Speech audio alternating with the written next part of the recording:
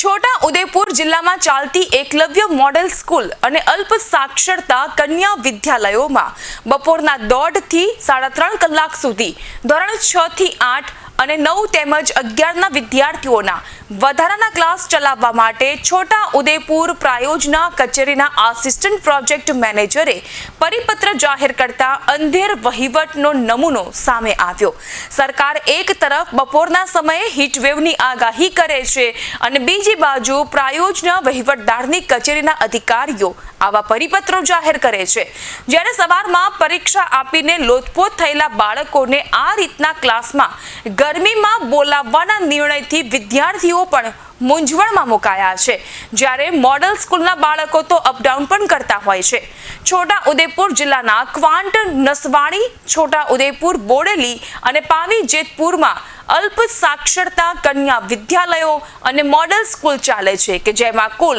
7,000 જેટલા વિદ્યાર્થીઓ અભ્યાસ કરે છે। છોટાઉદેપુર જિલ્લામાં જે મોડલ સ્કૂલો અને જે પ્રાથમિક શિક્ષણ સ્કૂલો ચાલી રહી છે એમાં અમારે વધારે કંઈ નથી, પણ અત્યારે જે પરિપત્ર થયો છે જે છોટાઉદેપુર કોર્ડિનેટ અધિકારી સાહેબશ્રીએ કર્યો છે એમાં જે લખ્યું છે કે 1:30 થી 3:30 જે એમાં ભરપૂર ગરમી હોય છે, તો એ પરિપત્ર જરા જોઈ વિચારીને કરવો। અને અત્યારે હાલની જે સરકારનો પરિપત્ર છે કે હરેક પ્રાથમિક શાળાઓ મોડલ સ્કૂલો સવારની કરો, તો આ પરિપત્ર અલગ છે ને પેલો પરિપત્ર અલગ છે, તો એ પરિપત્ર જોઈ વિચારીને કરે એવી અમારી માંગ છે। આજે 40-40, 50-50 કિલોમીટરથી છોકરાઓ આવતા હોય, એમાં બસમાં આવતા હોય તો બસ બી એટલી ગરમ હોય, આવવા જવામાં છોકરાઓને તકલીફ પડે, કોઈ છોકરીઓને લૂ લાગે, છોકરાઓને લૂ લાગે તો એમને જે વાંચવાનો સમય બી નહીં મળતો। અત્યારે પરીક્ષા હાલ ચાલી રહી છે, તો અમારે સરકારશ્રીને અને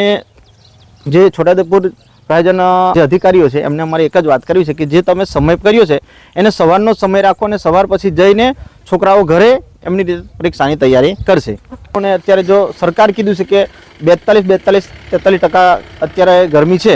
તો એના આધારે થોડું જોઈ વિચારીને પરિપત્ર કરે, અને જે પરિપત્ર કર્યો છે એમાં જે રેગ્યુલર પરિપત્ર સરકારે કર્યો છે કે 11 થી સવારે 8 થી 11 એ જ શાળા રાખે અને બપોર પછી